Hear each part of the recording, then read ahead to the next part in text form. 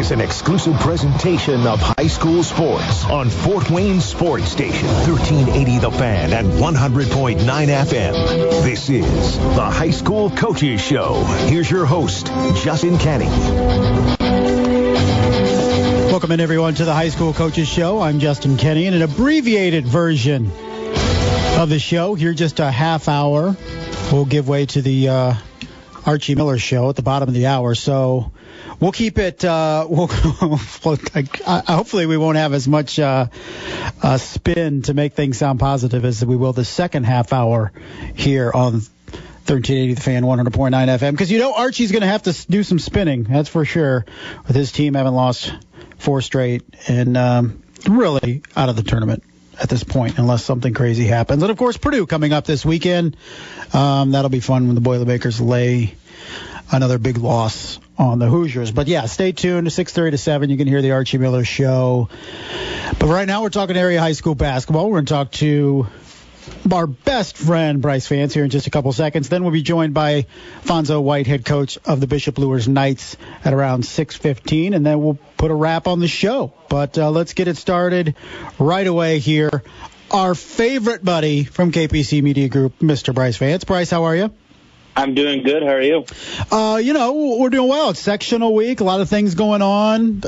Some upsets, I would say. Canterbury beating South Adams last night was the first real kind of what type thing in the area. Mm-hmm.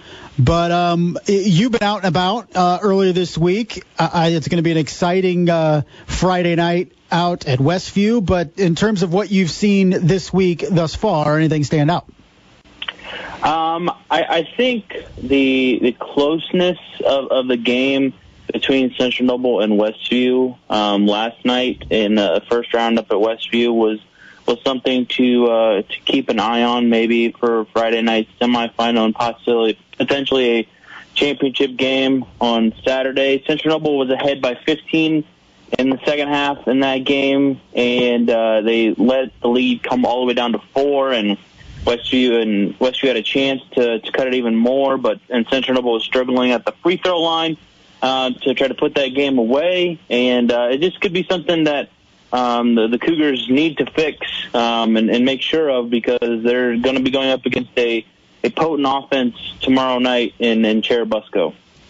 Yeah, that's kind of wanted to lead into my question. Twice Westview has been able to beat Cherubusco. Third time around, everybody says it's so difficult to beat a team 3 times. What do we expect in this one? Can we expect a different result? What kind of game will this be with 2 teams so familiar with each other? Yeah, I think for the Cougars, it's going to have to be about putting their foot on the gas and just go, and don't let up like they did last night a little bit. And for Cherubusco, it's going to be having to figure out how to score against Central Noble's defense, because Central Noble has put out a specific defense each time they face the Eagles to try and limit the amount of paint touches Landon Jordan gets, to limit the amount of times Busco is driving to the basket. And we saw Eastside do that last Friday in the regular season finale, and it created a low-scoring game that came right down to the wire. And I think that's what Central Noble is going to have to do, and they've done it 2 times before, the first in the NECC tournament and then a couple of weeks after that. And Coach John Bodie said last night that they might make some tweaks to their defensive strategy, because they've seen the Eagles twice, and they're probably not going to use the same exact type of defense the third time around and make some changes. But for Central Noble and to come out victorious and go into a sectional championship game, it's going to be relying on their defense, because we know they can score with the likes of Sawyer Yoder and Connor Fusion. What have we seen the first 2 games with these 2 teams? Like you mentioned, Cherubusco likes to run. They want to run up tempo. They want to play things quick. Is Central Noble fine playing that way, or do they try to slow it down against Cherubusco? I think they're fine with it. In the first game, I believe it was like 29-20 after the first quarter when they played up at Prairie Heights in the, I think, second round of the NECC tournament. And I think Central Noble is fine with playing that style. They definitely have the guys that can run up and down the floor with Cherubusco's, Jackson Paul, Luke McClure, and Landon Jordan. They all like to run and get out in transition. They did that plenty of times last night against Prairie Heights, and it led to easy dunks and reverse dunks for Landon Jordan. And I think that Central Noble is capable of playing that way. I don't know if they would prefer it. They like to be a little bit in control in the half-court offense, try to make sure their defense is set, because that's going to be key. If you let Cherubusco get out and run, it could be turn into a track meet. And I think if it were to be that way, even though Central Noble could play that style, I think that type of game would definitely favor Cherubusco. Brice, that first semifinal at Westview, a little bit forgotten with Bremen and Eastside, but, whatever happens with Busco and Central Noble, they will have beaten their biggest challenge of the sectional. But could either of those teams maybe put a scare into whoever wins that Busco and Central Noble matchup? I think so, and I think Eastside's probably got to be the favorite to come out against Bremen tomorrow night. And seeing Eastside against Cherubusco and the way that they came up with the defensive plan, stuck to it, and were able to counter on the other side with their offense and not really be afraid to go inside and attack Landon Jordan. They would drive into the lane and not drive into him, but they would stop and hit a floater. Owen Willard did that 3 times in the second half. And if they were to get cut off in the paint, they have plenty of outside shooters with Hugh Henderson, Gabe Trevino. Gabe Trevino is probably one of the players that he put on a display of toughness that I haven't seen all season. He went right into Landon Jordan last Friday, and I think went after an offensive rebound after he missed the first attempt. And Landon Jordan came down and inadvertently hit Trevino in the face with his elbow and gave him a huge black eye. And Gabe Trevino was out for about 4 minutes of the game, decided to come back in, and in one of the first plays, he went right back at Jordan again, and I think hit the ground hard. And that's just the type of team that Eastside is bringing into this sectional. And if they were to get past Bremen and face Central Noble or Busco in the championship game, it's going to be a tough challenge for either team. He is Mr. Brice Vance, KPC Media Group, joining us here on the High School Coaches Show. All right, Brice, let's look at the elsewhere and look at 3A and West Noble. West Noble has never won a sectional championship, ever, in school history. They have a favorable matchup against Lakeland coming up tomorrow, and they've beaten the quote-unquote, favorite in this sectional in Northwood already once. Could we see a team Saturday night conceivably celebrate their first ever sectional championship in the Chargers? I do think so, and I think this is a really good chance for them to do it. And I think you and I have talked about this team and how young they are. A lot of sophomores and even freshmen here later on in the season, and some key juniors coming up because they are essentially just graduating one senior. They have 3 on the roster, but one, Brockton Miller, plays the majority of the minutes for those seniors, and he's a starter and has been a starter for the Chargers for quite some time now. But with his leadership, he has definitely helped out some of these guys like Austin Kripe, Luke Skimmerhorn, Julio Macias, who have all stepped up. And Austin Kripe is, I think, the 4th leading scorer in the NECC this year, averaging about 18 points per game, and he has really come on strong here in the latter part of the season. And I do think that this is going to be a really good shot for them. After being 500 last year, they looked like they were going to finish around that same mark before winning their last 4 games and winning them all handedly.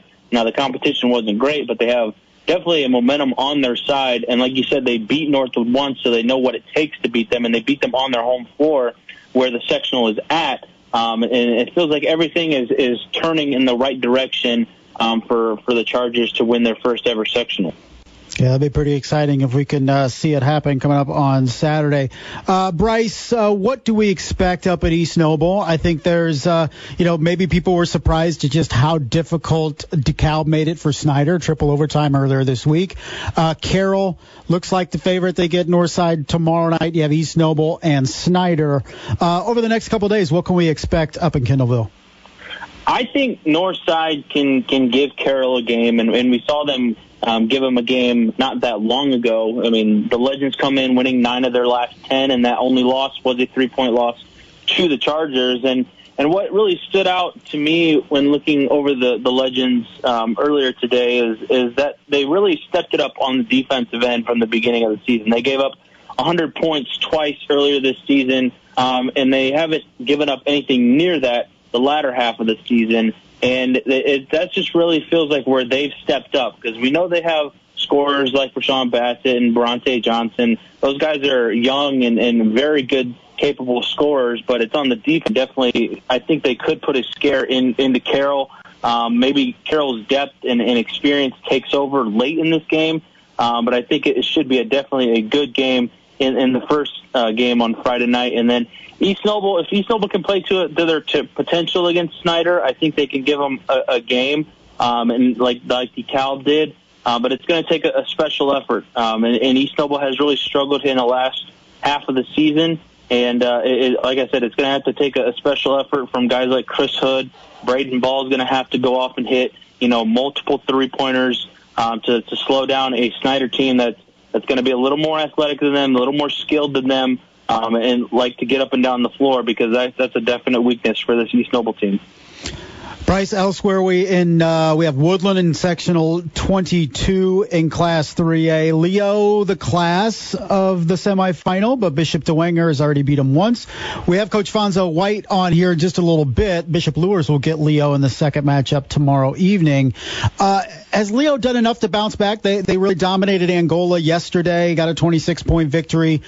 Is it too soon to say they're back on track after struggling late in the regular season, or are we still kind of looking at Leo as that team that maybe peaked too early? Yeah, that's what I was thinking earlier when looking over their results and some of their numbers earlier. Was this team just shot out of a cannon right from the beginning, and they just really started to tail off? And I don't know really what kind of changed for them. It seemed to everything changed after that loss to Northside. And then they started to lose some games. They did pick up, some good wins, but some losses to some competition that you thought they were, just better than, maybe not by a significant margin, but just better than. They should have beaten them. Losing to Woodland on a buzzer beater, losing to Bishop DeWenger, like you said. I don't know if one game can kind of wipe away all that. Even though it was a good win over Angola last night, and they only allowed the Hornets to make 3 made field goals in the entire second half, and maybe they can carry that into Luers. That's a different Luers from last year's teams. I remember watching the Luers and Leo game last year up at Garrett in that sectional, and that was a game that was maybe the de facto sectional championship game. I think it was in the semifinals or some night like that, and it just felt like it was a different level than maybe what it is right now, because Luers is not as dynamic and doesn't have as many playmakers as it did last year. But I think they are still very capable with Thompson coming back, and I think that they can give Leo a game, but it's going to have to be a good defensive effort like last night that for Leo to advance on. All right, Bryce, before we let you go, I know you gave me things I could ask you, and I'm going off script, but don't panic. When we look at Homestead in Columbia City, in the sectional, playing in the semis tomorrow night, and then Saturday they'll play for a final if they win. There was a lot of debate. You look at Homestead, number one in every conceivable category in the state.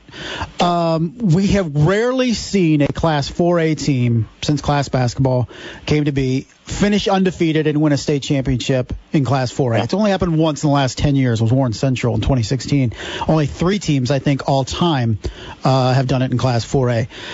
Can Homestead do it, or are there just too many landmines? They've I don't want to say they've lucked out, but they've escaped against Cathedral, they escaped against Lawrence North, they escaped against Hamilton Southeastern, they escaped against Carroll. You have to give them credit for winning those games, most definitely, but also those things tend to even out at some point. So is it conceivable that Homestead can make it through the 4A playoffs and win a state title and finish undefeated?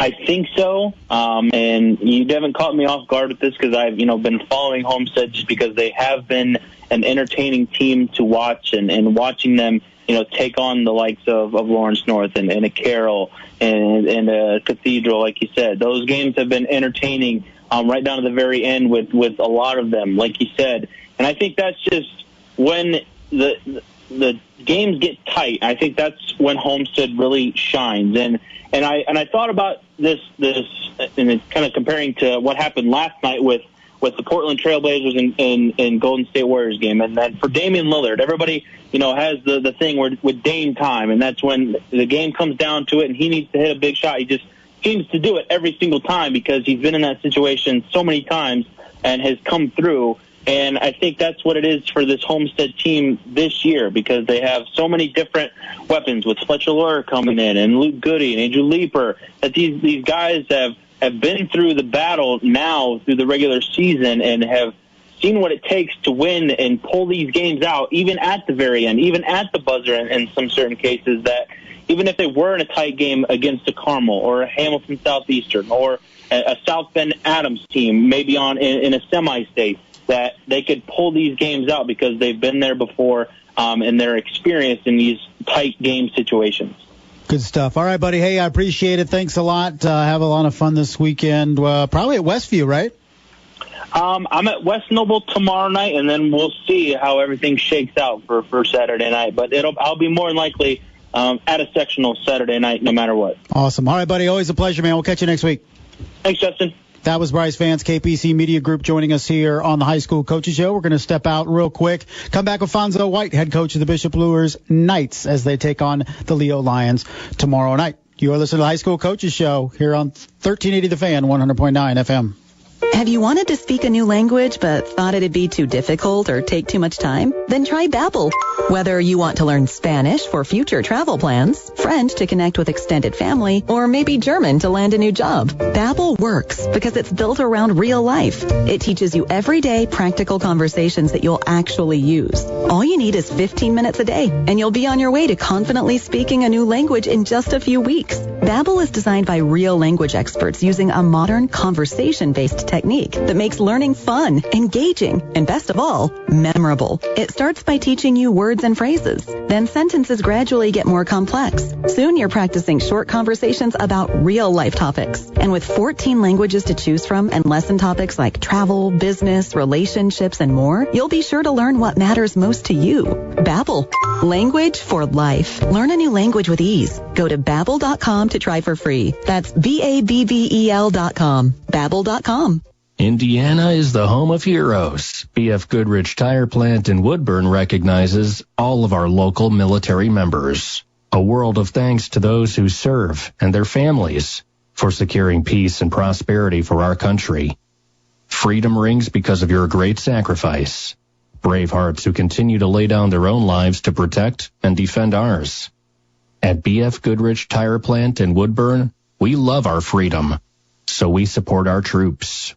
You're planning on remodeling your bathroom. You want something personal and unique, and you want only the best quality products, which is why you're planning on ordering your shower door from the custom craftsmen of City Glass. But why stop there? Why not have the same professionals custom cut the just right mirror for your bathroom as well? There's no need to settle for anything off the shelf when the City Glass craftsmen can cut and design the perfect mirror for your bathroom.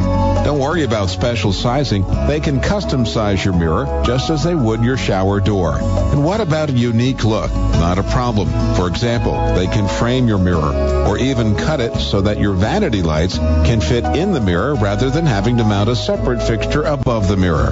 Maybe you don't need a new mirror at all and can just have an existing one recut or refurbished. Yeah, they can do that too. So do this for yourself. When you're ready to choose a shower door from City Glass, choose a mirror as well. City Glass, quality glass products, a cut above the rest. Gibson's Heating and Plumbing is your independent American Standard heating and air conditioning dealer that is ranked #1 out of nearly 300 dealers nationwide in customer satisfaction. Here's what Gibson's customers are saying. I've used Gibson's once for heating and once for plumbing now. From the schedulers to the technicians, everyone has been professional, personable, and upfront with pricing and expectations. There is no sense of pressure, and they explain everything thoroughly. Absolutely have a loyal customer. Your independent American Standard heating and air conditioning dealer, Gibson'sHeating.com.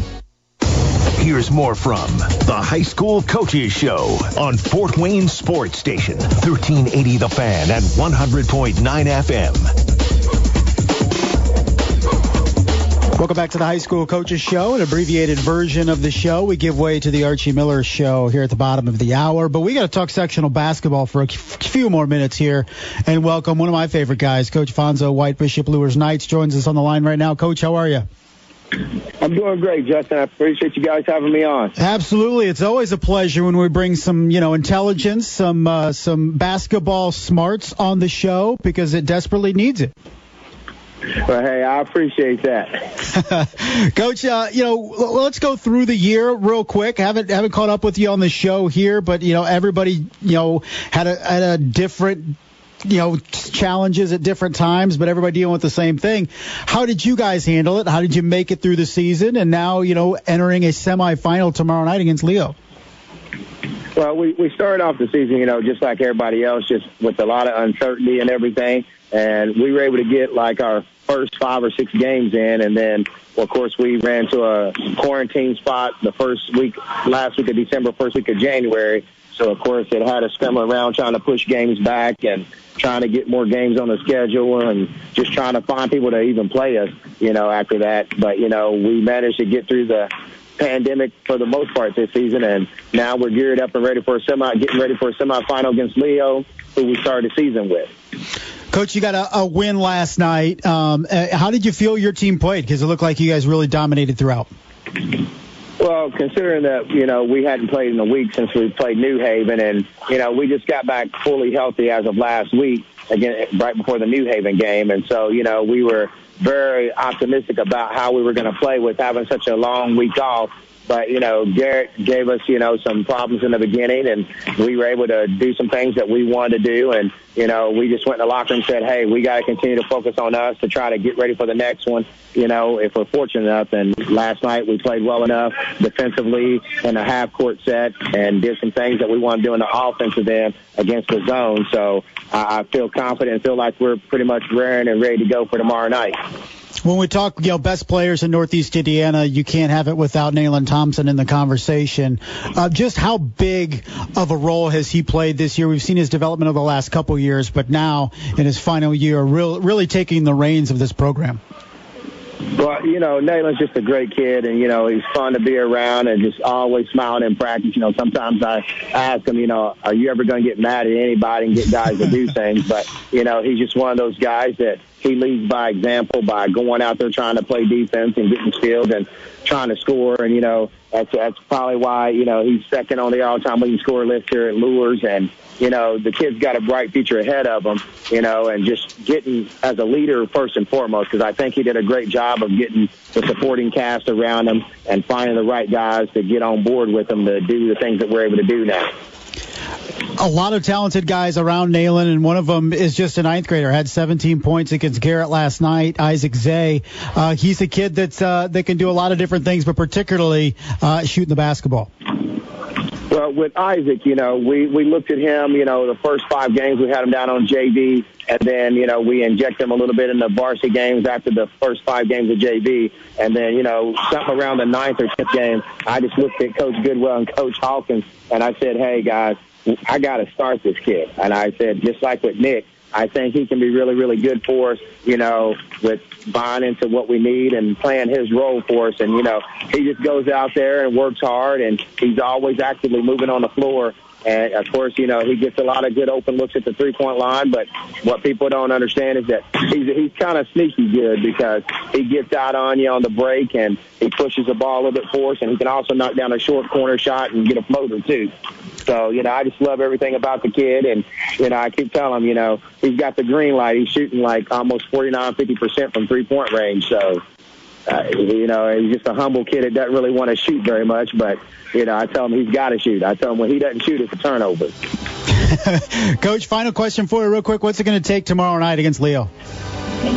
Well, it's going to take us being us. Leo is a very, very good team. And, we They beat us at the end of last year to end our season, and then we played them at the very beginning of the season at 6 points at their place. And, you know, we just got to do a lot of things well that we do, like play our half-court defense and, you know, make sure that we got guys in the right place, right time to do some great things for us. And, again, we got to control the game and try to control the tempo. We got to rebound, and we just got to continue to be playing harder for each other with our we over me philosophy that we put in place. All right, Coach. Hey, appreciate the time. Get back to practice. Congratulations on a win last night, and we'll see if you can get another one tomorrow. Hey, we hope so, Justin. Thank you guys for having me on, and you guys have a great evening. Thanks, Coach. You too. That was Coach Fonso White, Bishop Luers Knights. He helps us wrap up the show, an abbreviated show here tonight. Thanks to Coach White. Thanks to Brice Vance, KPC Media Group, for joining us to kick it off. Thanks to John Graham producing. I am Justin Kenny. This has been the High School Coaches Show here on 1380 The Fan, 100.9 FM.